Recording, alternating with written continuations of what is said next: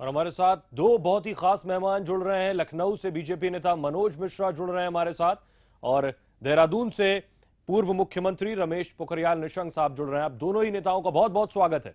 निशंक साहब, आपसे जानना चाहेंगे, एग्जिट पोल सामने आ चुके हैं, क्या कुछ उम्मीदें की हैं, क्योंकि उत्तराखंड में एग्जिट पोल बीजेपी के साथ नहीं है। कुछ ने तो असाध्य और कुछ ने नहीं दिया जी। कुछ का अनुमान हमारे अनुरूप है, कुछ का अनुमान दूसरे के अनुरूप है, लेकिन ये तो केवल और केवल अनुमान है। हमारा अनुमान है अपने बारे में कि हर हाल में हम सरकार को बनाएंगे। यानी आप भरोसा कर रहे हैं कि सरकार वापस आएगी, ऐसा भरोसा सभी पार्टी के नेता कर रहे हैं। मनोज मिश्रा जी, मेरा सवाल आपसे ये है, उत्तर प्रदेश में बीजेपी का क्या कुछ आकलन है? एग्जिट पोल सामने आ चुके हैं। एग्जिट पोल पर भारतीय जनता पार्टी भरोसा नहीं करती है, क्योंकि एग्जिट पोल में वेरिएशन बहुत है, 2.5 गुना तक वेरिएशन है। Lowest tally Bharatiya Janata party की 55 बताई जा रही है और हाईएस्ट 125। क्या बीजेपी ये आंक रही है कि समाजवादी पार्टी से ज्यादा सीटें मिल जाएंगी? बिल्कुल आंक रही है भारतीय जनता पार्टी, इसलिए कि समाजवादी पार्टी की गुंडई को भी लोग भूले नहीं है, बसपा की उगाही को लोग भूले नहीं है और कांग्रेस के भ्रष्टाचार को लोग भूले नहीं है। इसलिए विश्वास के साथ कहा जा सकता है कि उत्तर प्रदेश की जनता भारतीय जनता पार्टी के पक्ष में मतदान किया है। जी, आपके पास आएंगे। निशंक साहब, मेरा सवाल आपसे है कि अगर ऐसी स्थिति होती है कि बसपा की जरूरत पड़े उत्तराखंड में, तो क्या बीजेपी बसपा का हाथ थामेगी? अगर की बात तो कल होगी जी, और मैं समझता हूं, लेकिन आपके हाथ मिलाने के लिए तो हाथ खुले होने चाहिए। आएगा जब हाँ, नहीं, वो मैं आपको बता रहा हूं कि ये अगर जब आएगा कल तो तब विचार किया जाएगा। अभी तो हम ये महसूस करते हैं कि हम अपनी सरकार को बना रहे हैं जी। और जब यदि अगर आएगा, आप इस बात को मान रहे हैं, यानी बीजेपी को परहेज नहीं है अगर स्थिति ऐसी होती है? नहीं, तो देखिए जी, लेकिन आप ये मान रहे हैं कि आपके हाथ खुले हैं अगर स्थिति होती है? जब रिजल्ट आएंगे हम सरकार बना रहे हैं, और यदि कोई बात होती तो उसमें विचार करेंगे कि क्या स्थिति क्या होती है उसका हम यानी विकल्प खुले हुए हैं। मनोज जी, मेरा सवाल आपसे, उत्तर प्रदेश में क्या बीएसपी का हाथ थामेगी बीजेपी? नहीं, भारतीय जनता पार्टी के राष्ट्रीय अध्यक्ष माननीय नितिन गडकरी जी ने स्पष्ट कह दिया है और पूरी पार्टी का मानना है कि हम किसी तरह से भी बहुजन समाजवादी पार्टी या किसी दल का न समर्थन लेंगे और न समर्थन लेंगे। तो आखिर उत्तराखंड में क्या वजह जो बीजेपी ये उम्मीद लगाए कि उसे पूर्ण बहुमत मिलेगा और वापसी करेगी, क्योंकि 2009 लोकसभा के नतीजे बिल्कुल उलट थे। उपेक्षा का दंश झेलने के लिए 50 साल तक लोग यहां पर ऐसी स्थिति में रहे, वो किसी कीमत पर कांग्रेस को आप समर्थन नहीं करेंगे। अभी भी कांग्रेस ने हमारे औद्योगिक पैकेज को हमसे छीना। जैसे ही अटल बिहारी वाजपेयी जी की सरकार गई, वैसे ही कांग्रेस ने उत्तराखंड से औद्योगिक पैकेज को छीनकर 2.5 लाख नौजवानों के पेट पर। लेकिन निशंक साहब, जो भ्रष्टाचार के इल्जाम आप पर लगे, इसका नुकसान तो होगा बीजेपी को ना?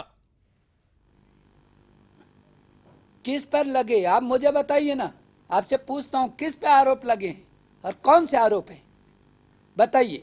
ये तो इसका जवाब पूछना चाहता हूं निशंक साहब। कुछ मीडिया के लोगों ने दिल्ली में बैठ करके षड्यंत्र रचा। मैं आपसे कहना चाहता हूं, ये इसका जवाब तो आपकी पार्टी बेहतर दे सकती है। होंगे हम जो पर दूर तक जरूरी नजर आए, हम पर दूर तो आप इसका जवाब भी दर्शकों को दे दीजिए कि आखिर आपको हटाकर खंडूरी साहब को क्यों लाया गया?